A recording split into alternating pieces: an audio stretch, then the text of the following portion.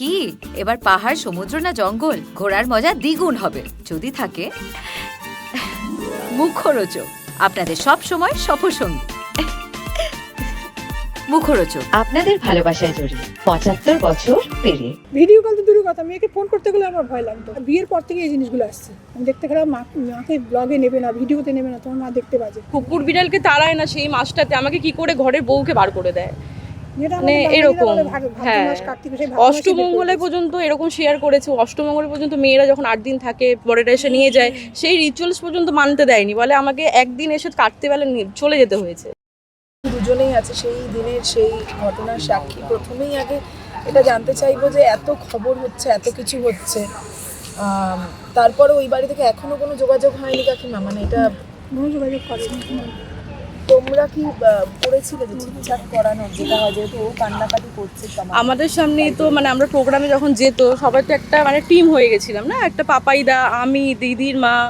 এবার সেই টিম হওয়ার যে মানে যখন কথাবার্তা হতো, মনে কর প্রভা ওর সাথে যখন ঝামেলা হচ্ছে, কাকিমা অনেকবার বোঝাতো যে কিছু করিস না, করার আগে থেকে বেরিয়ে আয়। অনেকবার বুঝিয়েছে, কিন্তু দিদি সেটা বুঝতেও চাইতো না। মানে কাকিমার সাথে ঝামেলা লেগে যেত, আমরা সেটাকে সামাল দিতাম, যেহেতু একটা প্রোগ্রাম করব। রিলেশন থেকে কোনদিন বেরিয়ে আসছে? হ্যাঁ, কখনো বেরিয়ে আসতে বলেনি, বুঝিয়েছে যে সব কিছু মিউচুয়াল করে নি, বাট অন্য কিছু করিস না। মানে মা তো অ্যাটলিস্ট মেয়েকে সবসময় সাপোর্ট করবেই। তো সেদিনকার ব্যাপারটা কি হয়েছে, মানে খাওয়া দাওয়ার পরে জানি না কীভাবে খেয়েছে, বলছে তো খাইনি বা কিছু, আমাদের সামনে ধরতেও পারিনি আমরা। তো তারপরে যখন আমাকে সায়ক ফোন করলো যে দেখো তো সত্যিকারের মানে মেডিসিনটা খেয়েছে কিনা, তখন কাকিমা কোমরে প্রচুর পেন হচ্ছিল। পেনের জন্য মানে থাকতে পারে না উনি, মানে যেতেও পারে না। কখনো বলে যে প্রভাবকে নিয়ে যা, তখন বলে না প্রভাব মানে গেলে পারে তোমার সাথে ঝামেলা হয় বা কিছুর জন্য, তখন বলে না তুমিই চলো। জোরজাবস্তি কাকিমাকে নিয়ে যায়। সব এদিনকার কোমরে ব্যথা হচ্ছিল বলে মানে পুরোপুরিভাবে ক্লান্ত কাকিমা, আমাকেই সব কিছু করতে হয়েছে। ওয়াশরুম নিয়ে যাওয়া থেকে, পেট্রোল পাম্পে দাঁড়াচ্ছি ওয়াশরুম যাচ্ছে, মানে 3-4 বার সেদিনকার প্রচুর ওয়াশরুমও গেছে। পকেটের মধ্যে কী আছে না আছে সেটাও আমি জানি না। এবার জানার পর কোলাঘাটে খাওয়া দাওয়া করার পর আমি যখন বিল পেমেন্ট করি, আমি লাইভটা করতে এমনকি বারণ করেছি। কাকিমা আমি দুজন মিলেই বললাম রুমের মধ্যে যে লাইভটা অ্যাটলিস্ট করো না, তোমার সামনে অনেক শো আছে, এগুলো কিছু একটা হতে পারে। কিছু শুনলো না। আমি গুছিয়ে বলবো, আমার নিজের মতো নিজের মনের কষ্টটাকে বলবো। আমি বললাম কিসের কষ্ট, আমাদের তো বলছো, তুমি তোমার মাকে বলছো, আমাকে বলছো, সবাইকেই বলছো। তো এই নিয়ে বেরিয়ে গেল। আমরা কাকিমা আমি নিয়ে বেরোলাম, গাড়িটা আস্তে আস্তে বেরালো। পকেট থেকে বার করেও তখনও কিছু একটা খেলো আমার মনে হলো, বাট বলছে তখন মৌরি খাচ্ছি, আমাকে ডিনাই করে গেল। বলছে মৌরি খাচ্ছি, কিন্তু বাট আমি বুঝতে পারছি কিছু একটা খাচ্ছে, আমাকে ধমক দিল। মানে ও বকাঝকা করে মাঝে মাঝে। সেদিনকে আমাকে মানে একটু মিসবিহেভ করলো বলে আমি সরে গেলাম। গাড়িটা নিয়ে আমি আবার তুললাম, বললো আমি পান খাবো। আমি বললাম ঠিক আছে। আমরা দুজনেই, ড্রাইভার আর আমি, পান নিতে বেরিয়ে গেলাম। তারপর হয়তো খেয়েছে নাকি বুঝতে পারছি না, মানে প্রচুরভাবে খেয়ে নিয়েছে জিনিসটা। মানে 78টা ট্যাবলেট খেয়েছে, মানে 4 পাতা। তো এইসব খাওয়ার পরে যখন কিছু চোখ খুলতে পারছে না বা যখন ওর সেন্সেই নেই, তখন আমাকে সায়ক ফোন করেছে। ফোন করে বলছে আগে তুমি ভেরিফাই করো যে কিছু খেয়েছে কিনা। আদৌ ও ফটো পাঠিয়েছিল অনেক সায়ককে। না আমার সায়ক মাঝে মাঝে হ্যাঁ। ফোন করে, কাজের জন্য ফোন করে। ওই কথা বলতে কি ফোন করে কথা বলতে কি সায়ক বুঝতে পেরেছে কিছু একটা হয়েছে। তখন তুই ওকে বলে যে এবার আমাকে যখন বললো যে কোথায় আছো তোমরা, এই আছো তোমরা, তখন আবার টোলে জ্যামে ফেসে গেছি পুরোপুরিভাবে। কিচ্ছু করার নেই, আমি রাস্তায় নেবে গাড়ি সরিয়ে যে কোনো অবস্থাতে আমি বললাম সায়কদা তুমি যেই নার্সিংহোমে তুমি কনসার্ন করেছো, তুমি আমাকে এক্স্যাক্ট ম্যাপটা পাঠাও। ওই ম্যাপ ধরে গিয়ে আমার দেখাচ্ছিল 30 মিনিট ডিস্টেন্স, যেভাবে ও 20 মিনিটে আমি ঢুকিয়ে দিয়েছি। 20 মিনিটে ঢুকিয়ে ডক্টরকে কথা বলাই ছিল, মানে অ্যাপয়েন্টমেন্ট নেওয়াই ছিল লিভার ওয়াশ করার জন্য। মানে ওকে ধরে নাবানোও যাচ্ছে না, পুরো শরীরটাই পুরো ছেড়ে দিয়েছে। মানে মানে এতগুলো মেডিসিন পুরো হুঁশে নেই। ওকে নিয়ে সব কিছু করার পর দেখলাম যে যেইভাবে প্রসেসিং ওরা শুরু করে সেরকম মানে প্রচুর কষ্ট পেয়েছে। শারীরিক দিক থেকে বলো, মেন্টালি প্রিপেয়ার বলো, কিছু মানে এখনো কোনো দেখতে পাচ্ছি না যে ঠিক হওয়ার মতো। দিদির থেকে শুনছিলাম যে প্রভাও চাইতেন না মেয়ে আপনার সঙ্গে বা পরিবারের কারোর সঙ্গে যোগাযোগ রাখুন থেকেই, মানে বিয়ের আগে থেকেই? প্রথম থেকে না, বিয়ের আগে থেকে না, তাহলে বিয়েটা হতো না। সেটা আমার মেয়েই ঘুরে যাওয়াতো একদম, যে মায়ের সাথে রিলেশন রাখবে না বলে এত দূর মেয়ে স্টেপ নিয়েছে, মাকে ছাড়তে পারবো না বলে। কিন্তু বিয়ের আগে যদি এরকম কড়াকড়ি নিতে হয়, আমার মানে বিয়েটাই হতো না। আর মানে ওর শ্বশুর বাড়ির এতজনকে এত ভালোবাসা আমরা দেখেছি, আমরা সবাইকেই ভালোবাসে বলে। 31-এ আমাকে বললো মধু তুমি একটু অ্যাডভান্স বেরোবে, আমি একটু কোয়েস্টে যাবো, আমার কিছু কেনাকাটার আছে। 31-এ যেহেতু দিদি জামা কাপড় কেনা হয়নি, নতুন জামা পরে শো করে। এবার আমাকে বললো অ্যাডভান্স বেরোলাম। আমাকে বললো কোচের ব্র্যান্ডটা কোথায় আছে একটু দেখো, কোন ফ্লোরে। আমি বললাম গ্রাউন্ডে আছে। গিয়ে কোচের বেল্ট কিনলো 24,500 টাকা দিয়ে। আমাকে বললো প্রভাবর একটা না ইয়ে লাগবে, লাগেজ ব্যাগ লাগবে। তা কোনটা ভালো হবে? তো সামনে স্যামসোনাইট বলে একটা ব্র্যান্ড পেলাম, ওটাতে ঢুকলাম, ওটাতে ভিজিট করলাম। 19,000 টাকা দিয়ে ওই ব্যাগটা নিল, মানে কোনো মানে হয়? গিয়ে যখন গিফট সারপ্রাইজ করলো, হ্যাঁ যখন কাকিমা দিয়েছে ওটা, মানে তখন মুখটা পুরো মানে দেখলাম না যে ব্লগের মধ্যে কোনো রিয়াকশনটাও দেখতে পেলাম না যে কিরকম, মানে এত ভালোবাসে কোনো ইয়ে কোনো করলো কিছুতে না। সন্তুষ্ট হতো না, কোনো কিছুতে সন্তুষ্ট হতো না।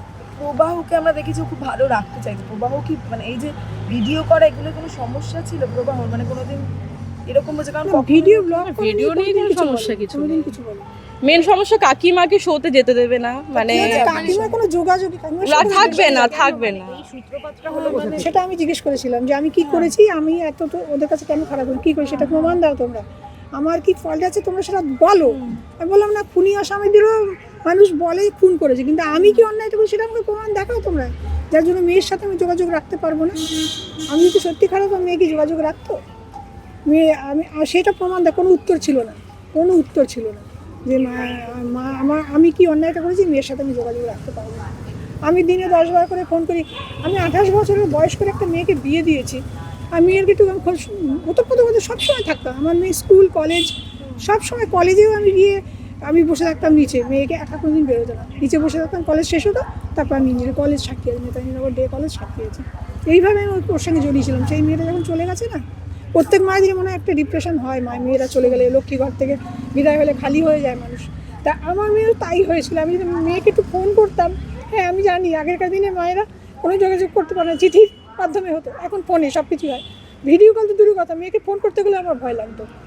মেয়েকে ফোন করতে আমি 10 বার করে নাকি ফোন করি, কেন ফোন করি, তারপর থেকে ফোন কমিয়ে দিয়েছি। আমার এই আঙুলটা ডিস্টার্ব, আমি টাইপ করতে পারি না। আমি ভয়েস দিতাম, কিরে কী করছিস, কিছু খেলি, কী করছিস, ঠিক আছিস। মেয়ে তো প্রবলেমগুলো আমাকে সব বলতো, তা আমি ঠিক আছিস তো, যতক্ষণ না একটা রিপ্লাই না পেতাম ততক্ষণ আমি শান্তি পেতাম না। তাই সেই সব মায়েদেরই হয়তো হয় বিয়ের পরে, সেই মেয়েকে খোঁজ করাটা কি আমার অন্যায়, মেয়ের সাথে কথা বলাটা কি আমার অন্যায়?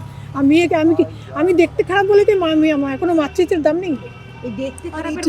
সবসময় বারবার করে এই কথাটা আমি দেখতে খারাপ। এতদিন আমার মেয়ের বিয়ের আগে ব্লগে কেউ কোনোদিন আমাকে নিয়ে এরকম কুমন্তব্য করতো না, আমি দেখতে বাজে, কিন্তু তার বিয়ের পর থেকে এই জিনিসগুলো আসছে। আমি দেখতে খারাপ, মাকে ব্লগে নেবে না, ভিডিওতে নেবে না, তোমার মা দেখতে বাজে। ওদের বাড়ির লোক, প্রবাহর বাড়ির লোক কি এটা সাপোর্ট করতে? তোমরাই ধরে নাও কারা বলতে পারে এগুলো, আমি তো নাম বলতে চাইছি না কারা, এগুলো বিয়ের পরেই এগুলো হচ্ছে। আচ্ছা, ওকে মানসিক এবং শারীরিকভাবেও কি সব ও সুস্থ হচ্ছে, ও বলবে শারীরিকভাবে মানসিকভাবে কী দেবো সুস্থ হচ্ছে, ও নিশ্চয়ই তোমরা ওর সাথে যোগাযোগ করবে, জানতে পারবে। যেটা আপনি বলছেন কালকেও বোধহয় ও আবার 3বারের মতন হয়ে করতে। আমি তো ছিলাম না, বড় মেয়ে ছিল, 3বার এরকম গেছে, মরতে গেছে। চেষ্টা করেছে। এখন তো সারাক্ষণ চোখে চোখে রাখতে, হ্যাঁ ডাক্তার বলে গেছে চোখে চোখে রাখবে। আপনারা সবসময় সারাক্ষণ রয়েছেন, কিন্তু এইভাবে মানে কতদিন বা কি ভাবছেন, কতদিন হাসপাতালে রাখবেন? বেশ কয়েকদিন রাখতে হবে বলেছে, ছাড়বে না। এখন যা দেখে এলাম তো পুরো মানে ঘোরেই নেই, মানে আমাকে বলছে বসতে, সেটাও বলতে পারছে না। দেখে এলাম যেটা একটু তো ভালো ছিল, একটু ভালো ছিল, কালকে আমি ভালোই দেখে গেলাম, দেখলাম। আমাকে নার্সও বললো যে কিছু খাইনি এখনো, দুপুরবেলা লাঞ্চও করিনি। আমি তো ভেবেছিলাম 7 তারিখ মানে কাল অবধি রেস্টে রেখে আমার 8 তারিখ থেকে আবার শোতে ফেরাবো, কিন্তু এখন জানি না কতটা কি হবে। মানে আরো কয়েকদিন তাহলে বলছে যে ডক্টর যেটা বলবে, যদি না মেন্টালি ভাবে যদি না প্রিপেয়ার হয় তাহলে কি করে, মানে শরীরটাও যদি না ঠিক থাকে তাহলে তো কিছুই করা যাবে না। আচ্ছা একটা বিষয়ে প্রভাবর কি এই সমস্যাটা শুধু ছিল নাকি ওর পরিবারের, মানে শ্বশুরবাড়ির কেউই চায় না যে যে সংসার মানে বাপের বাড়ির সঙ্গে যোগাযোগ রাখুক?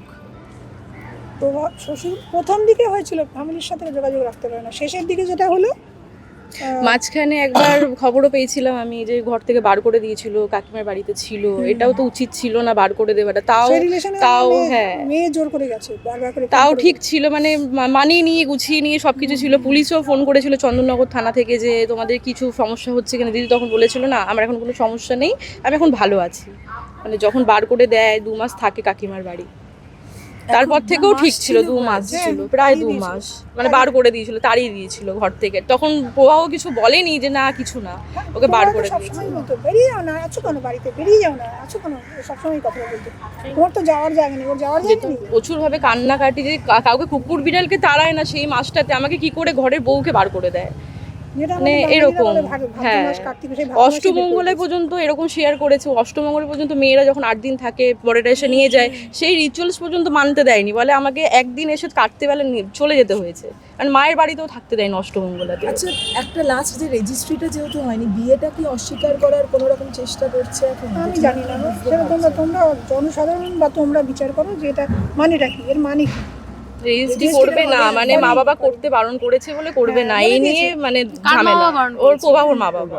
প্রথমে তো বলতো মা বারণ করেছে, দিদি পরে অনেক চেষ্টাই দুজনেই ছিল যে রেজিস্ট্রিটা করা যায়, অনন্যা সুকান্ত যখন রেজিস্ট্রিটা হয় তখন যাচ্ছিল একসাথে, এটাও শেয়ার করেছে যে আমরা চলো রেজিস্ট্রিটা করিনি, কিন্তু বলেছিল না করব না, এই নিয়ে দুজনের মধ্যে ঝামেলা হয়, গাড়ি থেকে নেমে যায়।